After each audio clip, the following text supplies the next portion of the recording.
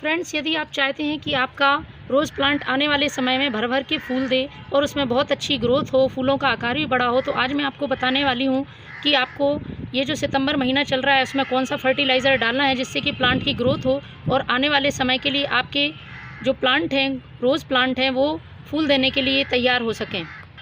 क्योंकि यदि अभी से आप इस प्लांट पर ये काम नहीं करेंगे तो प्लांट आपका विंटर सीज़न में भी फूल नहीं देगा। यदि फूल देगा भी तो बहुत छोटे छोटे आकार के होंगे। आपको अभी से अपने प्लांट में कुछ काम करने होंगे जिससे कि रोज़ प्लांट बहुत अच्छी तरह से हेल्दी ग्रोथ करे और बहुत जल्दी फूल देना शुरू करे। यूँ तो रोज़ प्लांट में अभी भी फूल आ रहे हैं, बहुत अच्छी फ्लावरिंग हो रही है, लेकिन बहुत से लोगों की समस्या होती है कि उनके गुलाब के पौधे में फूल नहीं आते हैं।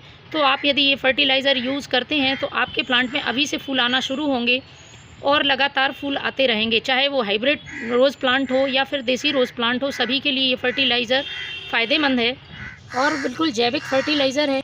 इसमें किसी तरह का प्लांट के लिए साइड इफ़ेक्ट नहीं है।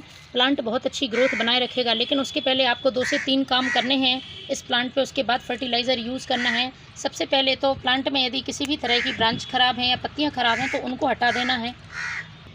और दूसरी बात, यदि प्लांट में किसी तरह की फंगस लगी है तो आपको नीम ऑयल का स्प्रे करना है और इसको पहले ठीक करना है प्लांट को, जिससे कि ये स्वस्थ विकास कर सके। प्लांट में यदि किसी तरह की बीमारी रहेगी तो प्लांट फिर फर्टिलाइज़र डालने के बाद भी ग्रोथ नहीं करेगा और फूल भी नहीं देगा।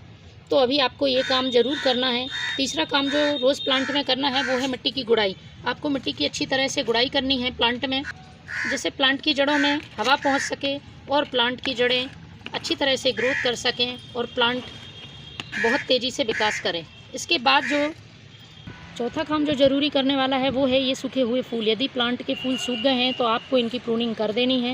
रोज़ प्लांट की जितनी अच्छी तरह से आप प्रूनिंग करेंगे, प्लांट उतनी ही अच्छी तरह से विंटर में ग्रोथ करेगा और फ्लावरिंग करेगा।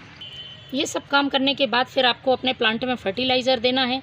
तो चलिए शुरू करते हैं, फर्टिलाइज़र कैसे बनाना है और इसको किस तरह से प्लांट में डालना है। तो रोज़ प्लांट में फर्टिलाइज़र बनाने के लिए जो सबसे पहली ज़रूरी चीज़ है वो है ये वर्मी कंपोस्ट। वर्मी कंपोस्ट में बहुत अच्छी मात्रा में प्लांट को ज़रूरी पोषक तत्व पाए जाते हैं। Potassium, magnesium, iron, calcium, phosphorus, zinc, manganese, इसके अलावा बहुत सारे माइक्रो न्यूट्रिएंट से भरपूर ये वर्मी कंपोस्ट होती है। जड़ों को मजबूती देती है, साथ ही जो मिट्टी है उसको उपजाऊ बनाती है। तो मैंने ये 1 मुट्ठी वर्मी कंपोस्ट लिया है। साथ में इसके जो मैं दूसरी चीज़ ले रही हूँ ये बहुत ज़रूरी चीज़ है, हमारे रोज़ प्लांट में बहुत ही फ़ायदेमंद होती है और ये है यूज्ड की हुई चाय पत्ती। ये आपके घर में आपको बहुत आसानी से उपलब्ध हो जाती है। तो मैं इसमें 1 चम्मच यूज्ड की हुई चाय पत्ती लूँगी और चाय पत्ती प्लांट की मिट्टी को एसिडिक बनाती है और एसिडिक मिट्टी गुलाब के पौधे को बहुत ही पसंद है। यदि आप इस फर्टिलाइज़र का प्लांट में यूज़ करते हैं तो प्लांट बहुत अच्छी फूल देता है और फूलों का आकार बहुत बड़ा होता है। तीसरी जो ज़रूरी चीज़ है वो है ये पोटेशियम रिच केले का छिलका। केले के छिलके को सुखाकर मैंने पाउडर बनाया है, तो मैं इस पाउडर का यूज़ करूँगी। 1 चम्मच केले के छिलके का पाउडर। इसके बाद चौथी जो ज़रूरी चीज़ है वो है ये नीम खली पाउडर। नीम खली पाउडर 1 चम्मच आपको ले लेना है और इन चारों चीज़ों को अच्छी तरह से मिक्स कर देना है। नीम खली पाउडर में भी जड़ों में लगने वाले फंगस, इंसेक्ट, चींटी, इन दूर रखने की क्षमता होती है। साथ ही इसमें कुछ पोषक तत्व भी होते हैं जो प्लांट में दोनों फ़ायदे करते हैं। एक तो यह कीटनाशक की तरह काम करती है और दूसरा फर्टिलाइज़र की तरह काम करती है। इन चारों चीज़ों को अच्छी तरह से मिक्स करके साइड से रोज़ प्लांट की मिट्टी को आपको हटा लेना है और उसके बाद इस फर्टिलाइज़र को आपको डालना है। यदि आपका प्लांट बहुत पुरानी मिट्टी में लगा हुआ है तो आप उसकी मिट्टी को चेंज भी कर सकते हैं और नई मिट्टी आप प्लांट में डाल सकते हैं।